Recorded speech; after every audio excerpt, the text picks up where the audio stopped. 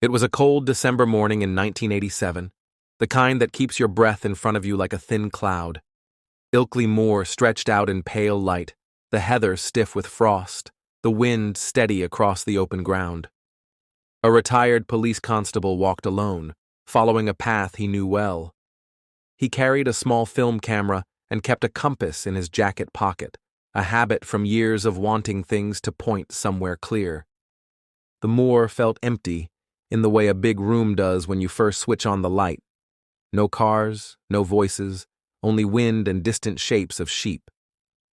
He stepped over a crumbling stone wall, crossed a wooden stile, and kept to the narrow track that cut through the brush. It was a walk he had taken many times. That is why he felt it right away when something ahead did not belong. On the path stood a figure, no taller than a child. Its head was too large for its body, smooth and rounded. Its arms hung long at its sides. The skin, if it was skin, looked gray and dull. It didn't dress like a person, and it didn't move like one. It turned its head toward him, as if it had heard the click of a thought. The training in him surfaced before fear did. He raised the camera, focused as best he could, and pressed the shutter. The sound of it cracked the quiet. The figure bolted, cutting off the path and into the heather. He followed, heart up in his throat, trying not to lose sight of where it went. When he climbed a low rise, he saw something that should not have been there at all. Down in a shallow hollow sat an object the size of a small van, shaped like a wide lens lying on its side. It was metallic without a shine, every edge too smooth, too perfect. A soft hum rolled through the ground and into his feet, not loud but steady, like standing near a transformer. He pulled the compass from his pocket, hands unsteady. The needle twitched and swung, tapping north, then east, then nowhere. The air felt heavier, as if it had been thickened and pulled tight. There was a strange, flat light that didn't seem to come from the sun. He lifted the camera again, trying to frame the thing, and the world seemed to move. The ground slid toward him fast. The sky peeled back. A cool mist rose and wrapped around him. The hum turned into a single clear tone that sat in the middle of his head. He opened his mouth to shout, and bright light took him. When he could see again, he was in a room. He was sitting in a molded seat that held him in place without straps. The air was clean and cool, with a faint smell like rain and metal. The walls curved gently. There were no seams, no screws, no corners. Shapes moved in front of him and to the side, tall but narrow in the shoulders, with slightly large heads and dark, reflective eyes. They weren't people, and yet he felt watched the way you feel when a person looks right at you. A flat panel hovered in the air, covered in moving lines and symbols he didn't recognize. He heard no voices, but a question was being asked. He answered without speech. He didn't know how. Images slid through his mind. His house, a street at dusk, the face of someone he loved when they were young, the church hall where he once served tea, the uniform he folded and put away when he retired. It felt like memory from the outside. He did not feel hurt or safe.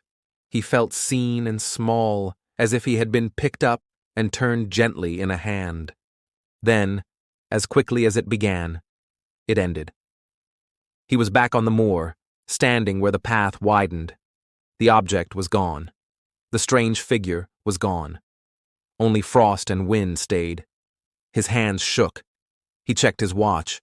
Nearly 2 hours were missing. It had felt like minutes. The bus he planned to catch was gone. He walked to the road in a daze, breathing hard. At home, he put the film canister on the table and stared at it, unsure if he even wanted to see what the camera had caught. By afternoon, curiosity won. He took the roll to the chemist and asked for express service. When the prints came back, one photo made his chest tighten. The moor filled the frame, and in the middle of it, at an angle, a small figure crossed the path. The head was lifted. The arms were long. The body narrowed at the waist. It looked too compact to be a person in a suit and too odd to be a trick of light. It was just enough to start a fight no one could win. Some who saw the photo said it was motion blur. Others said it was a prank. A few pointed out the way the light fell differently on the figure than on the heather around it, or the way the edges didn't smear like a running man's should. A friend knew someone at a lab in the city. The print was examined. The grain looked normal. The figure stayed strange. Copies were made and passed around. With each copy, the arguments got louder and the details softer. He tried to put it away, but the missing time worked on him the way a loose tooth does, always there, always tempting to touch. Under hypnosis, he talked about being inside a craft with smooth walls and curved passages.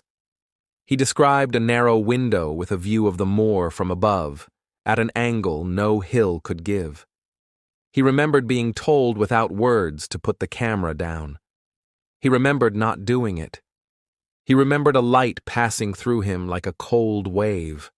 Later, awake, he worried that memory can make neat shapes out of messy events. He wanted the truth to be simple. It refused. He went back to the path a few times. The moor looked like it always had, brown, green, gray, and wide as far as the eye could carry. Walkers passed with dogs that sniffed and moved on. He took out the compass and watched the needle sit properly on north, as if nothing had ever happened. Now and then, for no reason he could see, it twitched and stilled. He told himself it was the cold. He told himself the photo was a timing fluke. He told himself many things. None of them settled the feeling in his chest when he thought about the light and the room with no corners. Years went by. The photograph found its way into books, into late-night radio, into arguments between friends who had never set foot on Ilkley Moor. Some said it was a hoax. Others swore a retired officer wouldn't risk his name on a trick. People blew up the image until the pixels looked like blocks and drew lines around the head and arms to prove what it was. The more they studied it, the less certain they became. The picture held enough detail to feed belief and enough doubt to keep it alive. He learned to say less, not because he feared being laughed at, but because the photo was the least strange part of that day. The strange part was the silence that asked him a question without a voice, and the way he felt taken out of his life and set back down again, slightly off to one side. He knew what a made-up story felt like from the job. This wasn't that. It was like standing in a doorway with one foot in a house and one on the step, unsure which way to lean. On some nights, when the house was quiet and the kitchen light made a warm square on the table, he took the print out again. He held it by the edges and looked at the small shape in the middle of the moor. He tried to decide if the camera had saved him or betrayed him. If the photo had been sharp, showing a face or a device or a seam, it would have answered the questions that kept him up. But the world rarely gives sharp answers. It gives us the kind of proof that keeps the door open just a crack. He could not swear what the figure was.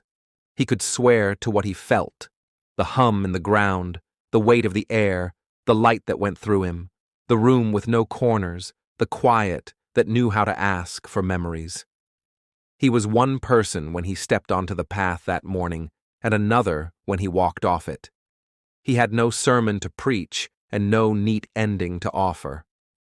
He had a photograph that looked like a question and a few hours missing from a winter day. Thank you for listening to The Lantern's Tale. Subscribe for more true stories, if you dare.